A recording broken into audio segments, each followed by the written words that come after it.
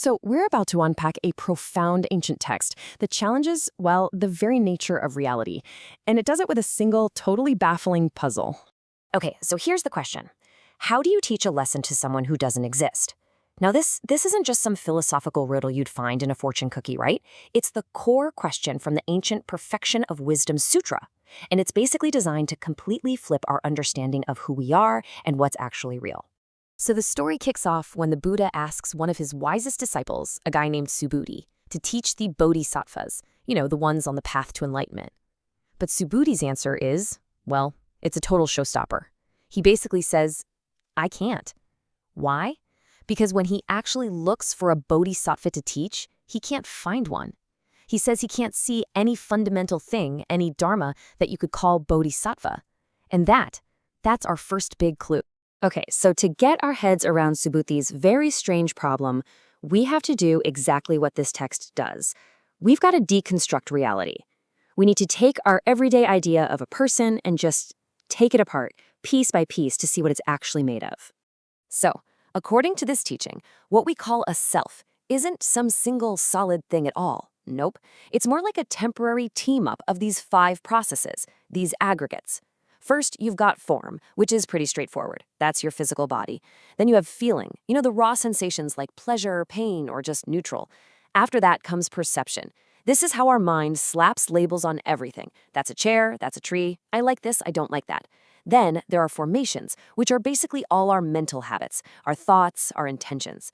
And finally, there's consciousness, just that raw awareness of it all. And here's the kicker. The main idea is that there's no permanent boss, no little CEO sitting in the middle of all these processes pulling the strings. But hold on, because the sutra takes this idea and pushes it way, way further. I mean, it doesn't just say the self is a collection of parts. It says that each of these individual components, well, they're not what they seem either. They're like a magical illusion. Yeah, the text actually says this about every single one of those 5 parts. That illusion is form, that form is illusion. They look totally solid and real, right? But if you really look closely, they're more like a mirage in the desert or a magician's trick. They don't have any permanent independent substance of their own. The word for this is empty. And that is why Subhuti can't find a bodhisattva to teach. He's looking for something solid, but all he finds is this dynamic, empty process. Okay, so if everything is an illusion or empty, including us, what are we supposed to do? Just sit around and do nothing? Well, no, not at all, actually. This whole understanding leads to a really practical and surprisingly compassionate way of moving through the world. The practice is called non-dwelling, and you can think of it as a kind of engaged detachment. You still act with purpose, you help people, you live your life with compassion, but you do it all without getting attached to the idea that there's a solid me doing the action, or a goal that I need to achieve. You know that feeling when an athlete is in the zone? They're not overthinking it, they're just flowing. The action is happening perfectly, and that sense of a separate self kind of melts away. That's the vibe here. It's about skillful, compassionate action, just without all that heavy baggage of the ego. And this next part, this quote, just brilliantly captures the central paradox of the whole thing. A bodhisattva's goal is to lead literally countless beings to nirvana. But, at the same time, they know that not a single sentient being has actually attained nirvana. It's this incredible act of compassion. I'm going to save everyone, while at the same time having the wisdom to know that on an ultimate level, there are no separate beings to be saved. It's this beautiful dance between doing everything you can to help and understanding the empty nature of it all. Now, the sutra is really, really clear on this next point. This whole shift in how you see the world, it's not just some neat philosophical trick or a mental exercise. It argues that this wisdom is, hands down, the most precious and valuable thing a person can ever achieve. And to prove just how valuable it is, the text sets up this absolutely mind-boggling comparison. It's like a cosmic thought experiment. It pits the highest possible form of physical devotion against this one single inner insight. Okay, so what creates more spiritual merit? On one hand, imagine building holy shrines or stupas filled with the Buddha's relics. But not just a few. Imagine filling infinite galaxies with them. We're talking an act of devotion that's almost impossible for our minds to even grasp.